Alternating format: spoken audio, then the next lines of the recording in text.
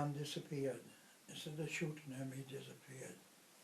We carried on going under the Dunkirk road, and we got to a signpost near there where it was 8 miles to Dunkirk, and there's all this a mouse couldn't get through the road. And where that Dunkirk road is, on the other side of the edge is the grass sloped away, there's no walking on it. Yeah. So we had to clamber over traffic. Eventually we got to Dunkirk and it was all in flames. Nothing went burning there. Yeah. We managed to get through the first barrier, and we got into these big courtyards they have there, you know. Yeah. There was no fire there, but there was a jeep overturned, and I says to me mate, there's some tins on the floor. I said, I'll go see what they are. And I went and had a look, and it was tins of fruit, little flat tins. So I filled my body up with them as much as I could. I carried everywhere. I went back to my two mates, and we shared them amongst them to carry an equal amount of weight. We got through the rest of the fire into Dunkirk and got on the beach. And there was stacking our lads in bunches of 100, you know. I thought, I'm not going standing there in the middle of the beach. You get bloody killed. Yeah. And the officer called us and said, you can go in there. And I said, no thanks, we'll find our own way off. He didn't argue with us. And when we first went into there, I met what I think was a German spy. Really? Yeah. Yeah. And what he was asking told me he was a German spy. There's one thing in the army you don't do, you never ever part with a rifle, never, not under any circumstances. And this man stopped us and asked us to leave our rifles for the lads behind us. No. We didn't want any lads behind us. And when he said leave your rifle, I couldn't have shot him in cold blood. I had a rifle, I had a revolver, and I told him. He spoke perfect English. And I said, I think I know who you are. And I said, you've come across a person that I'm not the kind of person. And I come and shoot you in cold blood. On our coming back, I used to go to this captain every day, pick up troops, take them, come back to that. And I went to a place called Labassi. Yeah. It was midnight. But as the first episode I saw the war, when I was taking these lorries out, there was something on the road ahead of me that I wasn't sure about. So I stopped them and I went up on my bike on my own.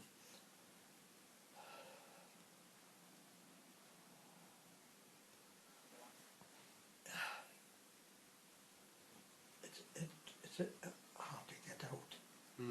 Yeah, it is. There was 3 women and 2 children splattered with bullets. And I never look at faces. Really? You remember faces, you don't remember bodies. I pulled them to the side of the edge, put the 2 children in with them, and that was that. And I cried, oh, hold the distance, I had to go. And I changed after that for some, I don't know why. And it happened many times. And one episode I had, it was midnight.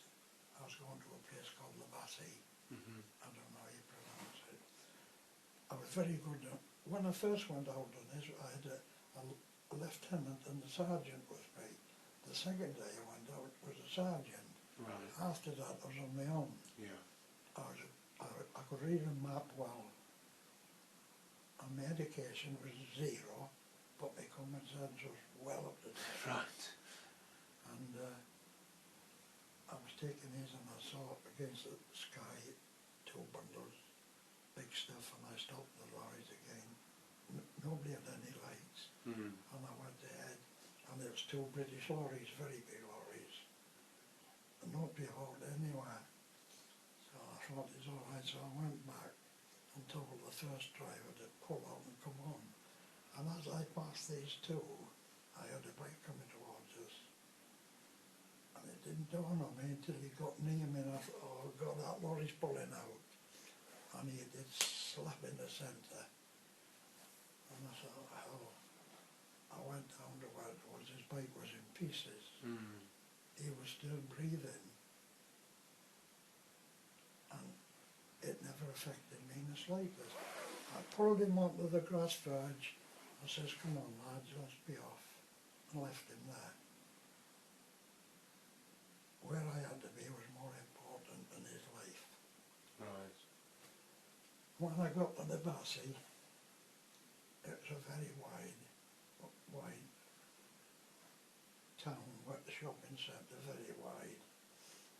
And I was going up on the right hand side, and there was a central in the middle as well. And I got at the top of the Bassey, and then I got hold of who was there, and I thought, oh God, I've got there. Then I got off my bike, I advanced towards his office and said friend, and he didn't have it. He called me all the names out into the sun. Yeah. He must have been swearing for about a quarter of an hour.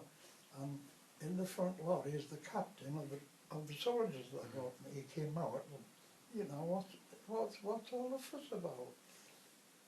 And this officer says, on the left-hand side where I went up the main street in the Bassett was the Germans, and on the right-hand side was us, Right. British. We were lucky then. And I went, nobody knew who we were, nobody could fire on us.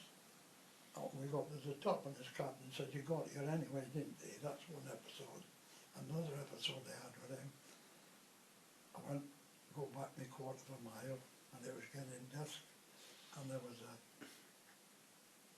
I passed a nice looking field with a big white gate, so I thought that would do.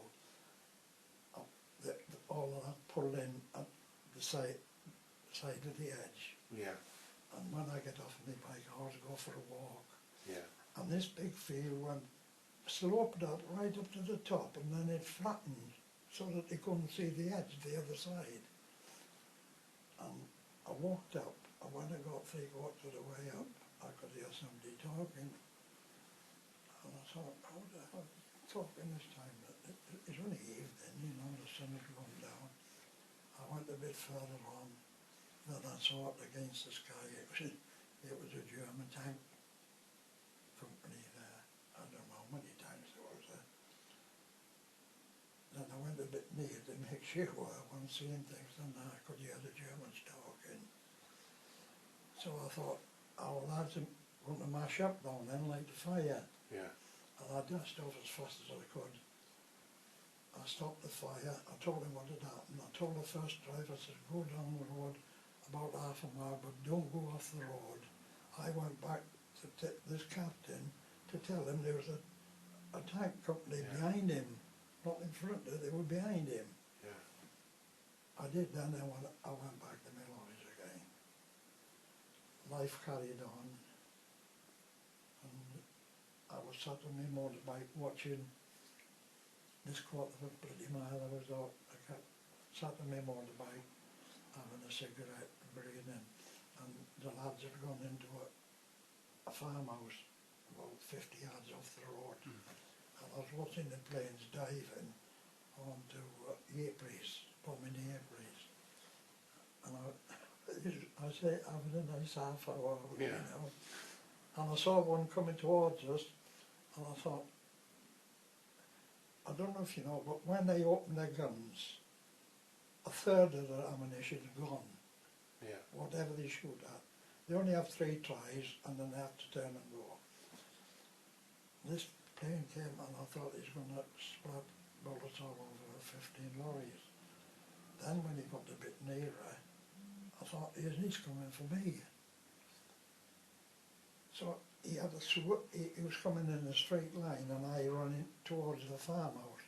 I did 50 yards in 2 seconds. I moved. And he came around, and he got straightened up on me, but he was dead straight with me.